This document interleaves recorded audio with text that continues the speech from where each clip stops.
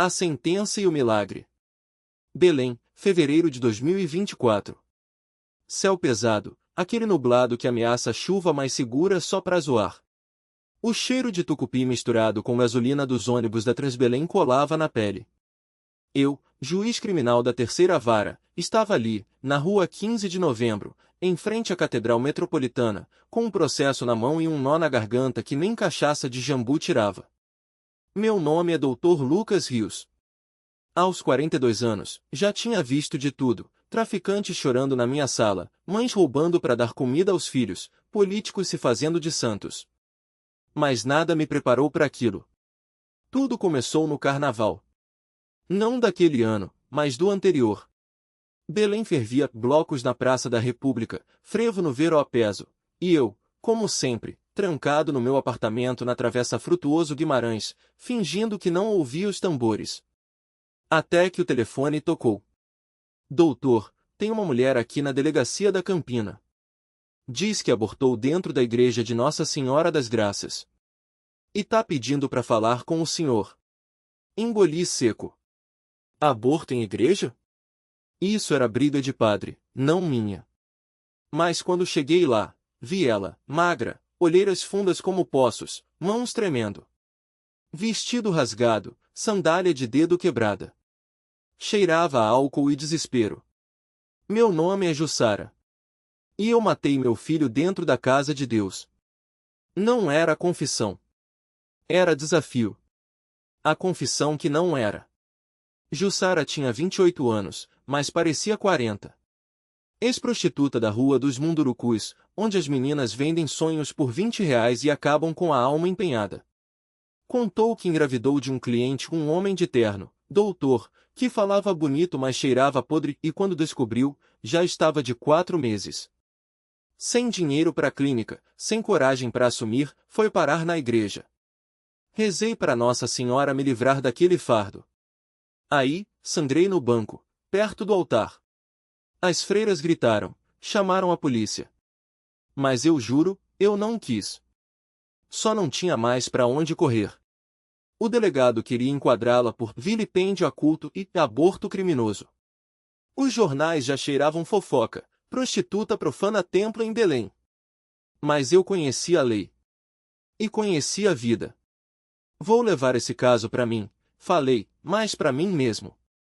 O que não disse é que Jussara me lembrava minha irmã. A que sumiu aos 17, depois de sair com um empresário que prometeu emprego em Manaus. O julgamento que virou guerra. O processo foi um circo. Promotor queria exemplo, defesa queria absolvição, e a imprensa queria sangue. Até o arcebispo meteu o bedelho, dizendo que justiça divina não espera por tribunais humanos. Mas eu tinha um plano. Chamei Jussara no meu gabinete, longe dos olhares. Você tem 2 opções, cadeia ou um acordo.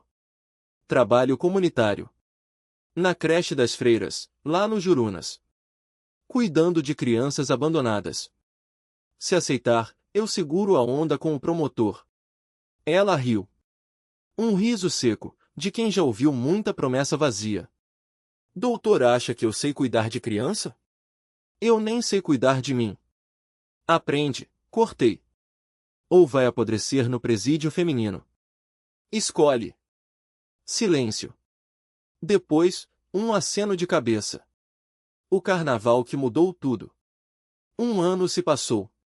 Jussara cumpria sua pena em silêncio, enquanto eu afundava em papéis e noites sem dormir.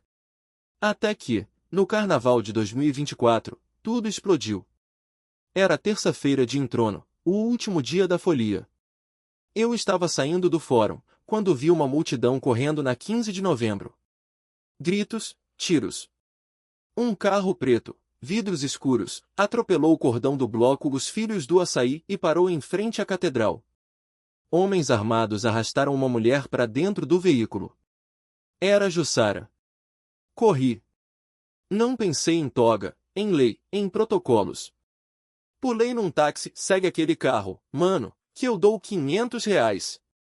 E saímos em disparada pela avenida. Presidente Vargas. O motorista, um baiano fanho chamado Damião, xingava os bandidos e rezava para algum ao mesmo tempo. Isso é briga de facção, doutor. Esses cara não brinca. Mas eu sabia quem eram. O homem de terno que engravidou Jussara era o juiz e a santa dos esquecidos. Era o mesmo que agora sequestrava. O nome dele não importava, pelo menos não para a justiça que eu servia. Mas para Jussara, era a sombra que a perseguia desde os 16 anos, quando a tirou da rua do açougue, onde vendia o corpo por R$ 20 e um prato de tacacá. Ele, um traficante disfarçado de empresário, com escritório na Travessa Frutuoso Guimarães e conexões até no tribunal. Eu o conhecia demais, era o tipo de homem que comprava juízes, promotores, e até padres. Mas nunca imaginara que ousaria raptá-la na frente da catedral, no meio do carnaval, com a cidade inteira bêbada de espumante e frevo. O táxi de Damião derrapou na curva da Praça da República, quase atropelando um grupo de foliões fantasiados de boto cor-de-rosa. O carro preto virou à direita, rumo ao Vero-a-Peso. Eu sabia para onde iam, o cais abandonado atrás do mercado de peixe, onde os barcos de droga chegavam disfarçados de pesca. Lá, não havia câmeras. Não havia testemunhas. Só o cheiro de peixe podre e o barulho das águas do Guamá batendo nas estacas.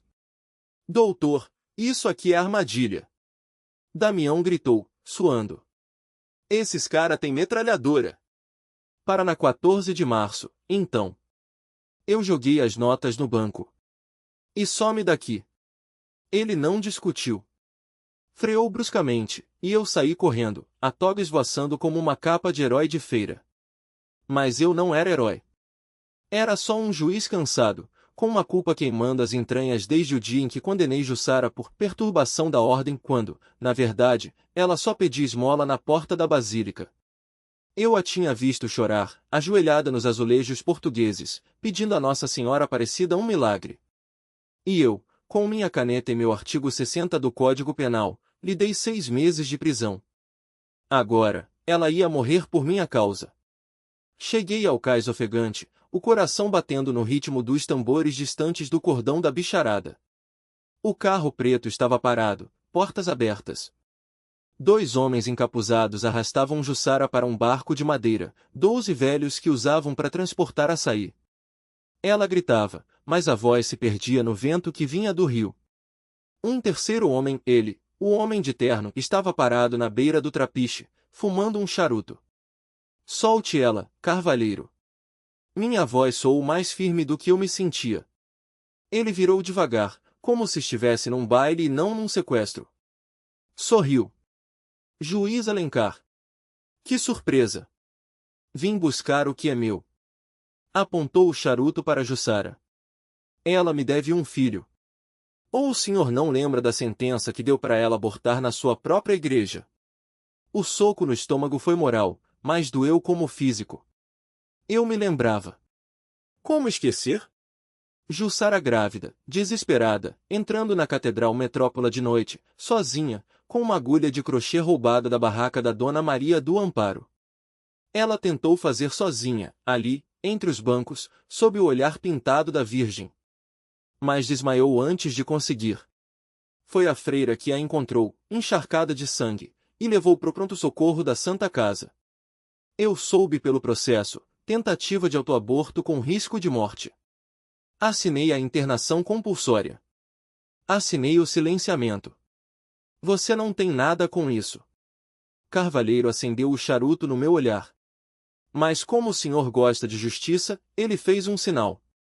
Um dos capangas levantou a camisa, mostrando a coldre. Por que não julga agora?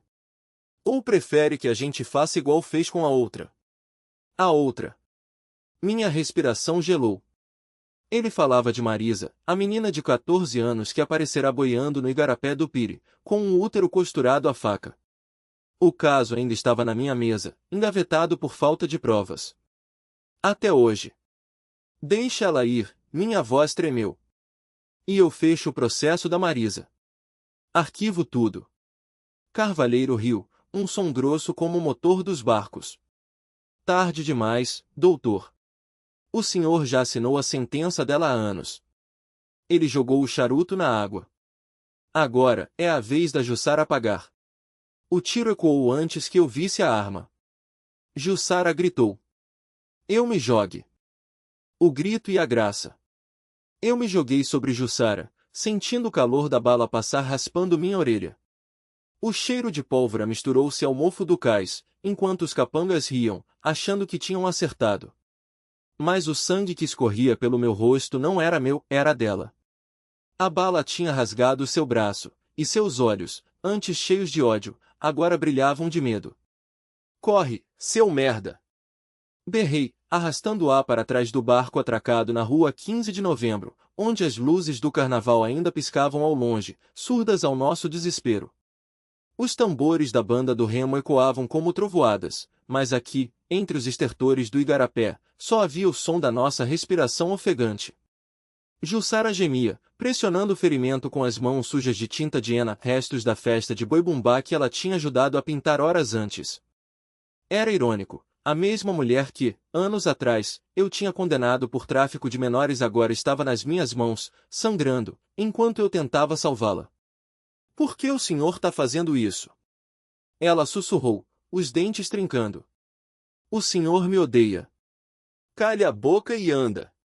Empurrei-a para a frente, em direção a igrejinhas das Mercês, onde as velas tremeluziam como estrelas caídas. Sabia que ali, entre os santos de madeira e o cheiro de cera, teríamos alguns minutos. Talvez.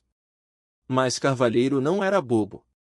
Ouviu nossos passos na madeira podre do trapiche e gritou. Peguem os dois. Quero a cabeça dela na minha mesa antes da meia-noite. Meia-noite. A hora em que Belém se transformava quando o carnaval virava pecado e os demônios saíam do armário. E eu, o juiz que tinha passado a vida julgado os outros, agora era o réu. A igreja e o segredo. Dentro da igreja, o ar era espesso com o incenso da missa da tarde. Jussara desabou nos bancos de madeira, o sangue escorrendo entre os dedos. Eu fechei a porta de carvalho atrás de nós, trancando com a chave que sempre carregava no bolso, herança do meu avô, que tinha sido sacristão. Precisamos de um médico. Ela murmurou. Precisamos de um milagre. Respondi, olhando para o altar, onde a imagem de Nossa Senhora Aparecida brilhava sob as luzes fracas. Foi então que ouvi o choro. Vinha dos fundos, do lado da capela lateral, onde as velas dos fiéis queimavam em silêncio. Um choro abafado, de criança. Jussara ouviu também e seus olhos se arregalaram. O que é isso? Aproximei-me, empurrando a cortina de veludo que escondia o confessionário abandonado. E lá, encolhido entre caixas de hóstias e panos de altar, estava um bebê. Não, dois. Gêmeos, enrolados em cobertores surrados, com os rostinhos sujos de lágrimas. Ao lado deles, um bilhete escrito à pressa. Peço perdão. Não posso criá-los. Deus sabe que tentei.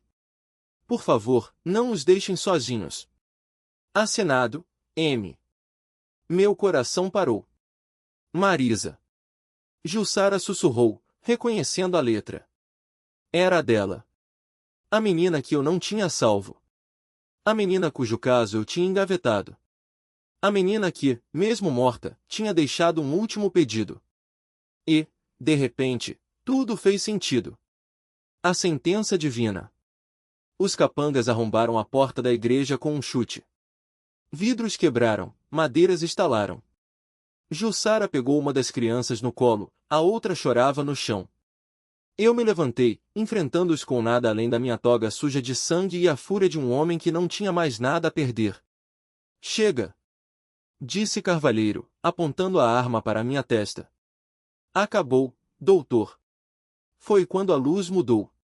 Não foi um raio. Não foi um truque. Foi como se o vitral de Nossa Senhora, lá no alto, tivesse se iluminado por dentro, jogando um feixe dourado direto nos olhos de Carvalheiro. Ele gritou, levando as mãos ao rosto, como se tivesse sido queimado. O que é isso? Os outros capangas recuaram, assustados. Um deles fez o sinal da cruz. Jussara olhou para mim, os olhos cheios de algo que não era medo, era esperança. E então, as crianças pararam de chorar. Simplesmente pararam. Como se tivessem ouvido uma voz que nós não podíamos escutar. Como se alguém as tivesse embalado. Carvalheiro tropeçou para trás, a arma caindo de suas mãos. O juízo e a luz. O revólver bateu no chão de mármore da igreja com um estalo seco. Carvalheiro se contorcia, as mãos ainda pressionando os olhos, como se tentasse arrancar algo de dentro deles.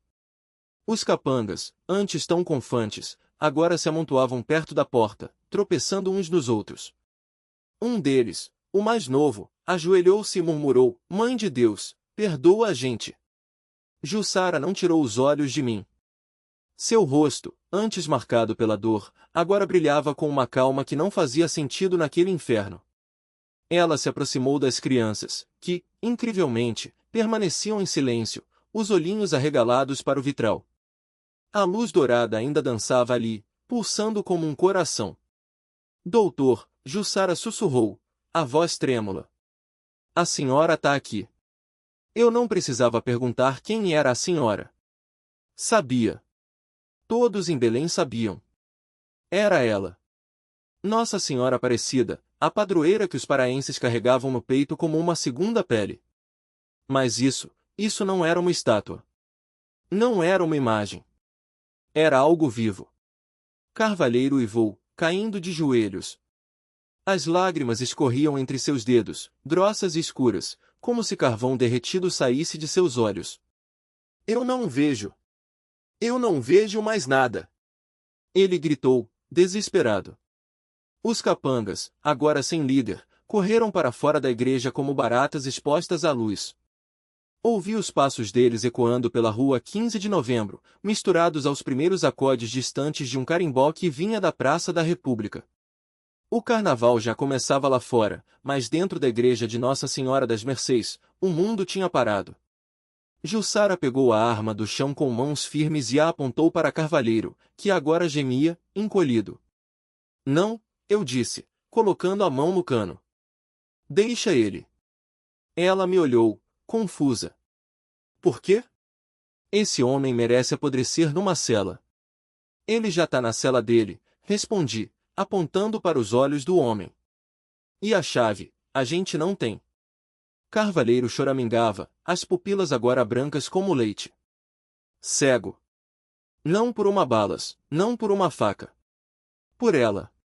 Jussara abaixou a arma, respirando fundo. As crianças, como se entendessem que o perigo havia passado, começaram a se mexer, ainda em silêncio. Uma delas, a menor, esticou os bracinhos para Jussara. Mãe? Perguntou, com uma voz tão fina que quase não se ouviu. Jussara congelou. Depois, lentamente, ajoelhou-se e a puxou para si, apertando-a contra o peito. As outras crianças se aproximaram, como se fossem imãs. Ela as envolveu todas, chorando sem fazer barulho. Eu me aproximei do altar, onde a luz do vitral ainda brilhava, agora mais suave. Não havia mais som de tiros, nem gritos. Só o murmúrio do vento entrando pelas janelas altas e o cheiro de incenso queimado. Obrigado, disse, sem saber bem para quem. Não houve resposta. Mas não precisava. 3 meses depois. O escritório do Fórum Criminal de Belém cheirava a café forte e a papéis velhos. Do lado de fora, a chuva caía grossa, como sempre em abril, batendo nas palmeiras da Praça Brasil. Eu folheava o processo Estado do Pará versus Antônio Carvalheiro dos Santos, mas minha mente estava em outro lugar. Carvalheiro havia sido preso, é claro. Cego, desorientado, ele se entregou sem resistência. Os exames médicos não encontraram nada de errado com seus olhos. Histeria conversiva, disseram os psiquiatras. Trauma psicológico extremo. Mas eu sabia a verdade. E ele também. Jussara tinha sumido por algumas semanas. Quando a encontrei novamente, foi por acaso ou não. Ela estava na feira do Ver-o-Peso, comprando frutas com as crianças. Todas as 5. Suas crianças. Doutor. A menor, a que tinha chamado Jussara de mãe, correu até mim e abraçou minha perna. A tia Jussara disse que o senhor é nosso anjo. Eu me agachei, sorrindo. Anjo nada, menina. Juiz. E juiz não voa. Jussara riu, balançando a cabeça. Ela estava diferente. O cabelo, antes desbotado, agora brilhava, preso em um coque. Usava um vestido florido, simples, mas limpo. Nos braços, carregava a sacola de compras, e nos olhos, uma paz que eu nunca tinha visto nela. Como conseguiu? Perguntei, quando as crianças se distraíram com um vendedor de A. Como conseguiu? Repeti, baixando a voz enquanto as crianças se aglomeravam em torno do homem que vendia sazinho em copinhos de plástico. O cheiro de tucupi misturado com a brisa do rio Guamá me trouxe uma memória vaga de infância, quando minha mãe comprava peixe na feira e eu corria entre os boxes, esbarrando em sacolas de jambu. Jussara olhou para o céu nublado, como se buscasse as palavras certas entre as nuvens pesadas que ameaçavam chover. Depois, encostou a sacola no balcão de uma barraca de tacacá e suspirou. Foi Nossa Senhora, doutor. Não tem outra explicação. Eu ia rir, afinal, juiz de direito não costuma acreditar em milagres, só em provas, mas algo no modo como ela disse, sem dramaticidade, apenas como quem fala de um fato, me fez calar. Jussara tirou do bolso um terço de contas desgastadas, o mesmo que eu tinha visto pendurado no pescoço dela anos atrás, quando a defendi pro bono numa audiência de furto. Na época, ela tinha roubado fraldas para a filha que havia perdido. Ou melhor, para a filha que achava que havia perdido.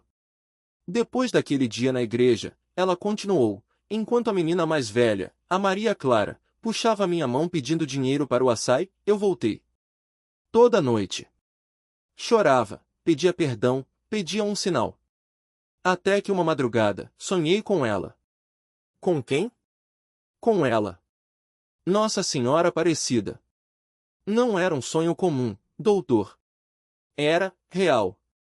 Ela segurou minha mão e disse, as que você perdeu, outras vão chegar. Mas você tem que ser forte. Eu senti o suor escorrendo pelas costas, apesar da brisa. Belém em fevereiro é assim, um calor úmido que gruda na pele, misturado com um cheiro de manteiga de garrafa fritando nos barracos da feira.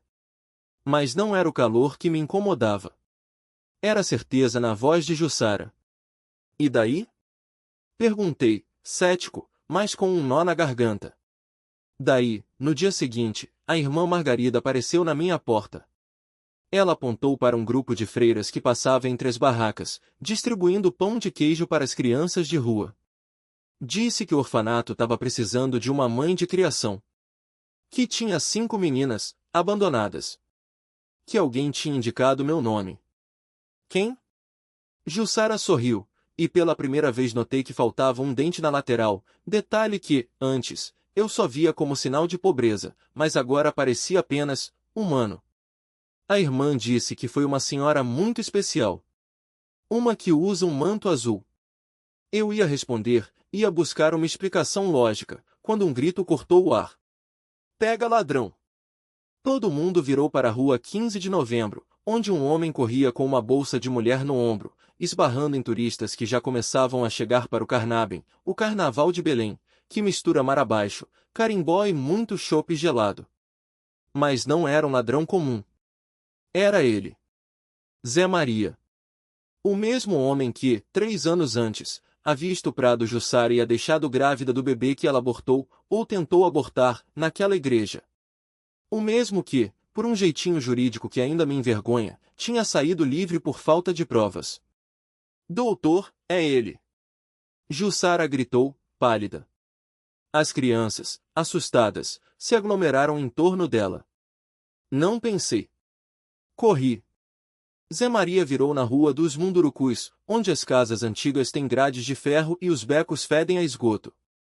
Eu o alcancei perto do bar do Zé Pilintra, onde os frequentadores, já bêbados às 10 da manhã, aplaudiram quando eu o derrubei no chão de paralelepípedos. Vocês não aprenderam, não? Ele cuspiu, rindo. Juiz não pode bater em ninguém. Vou processar sua bunda. Mas então, algo aconteceu. Um estalo no ar. Um cheiro de ozônio, como antes da chuva.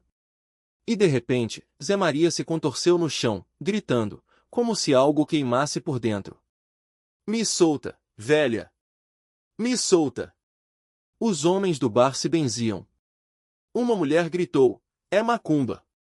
Mas eu só consegui olhar para as mãos de Zé Maria, marcadas com queimaduras em forma de rosas. Rosas azuis.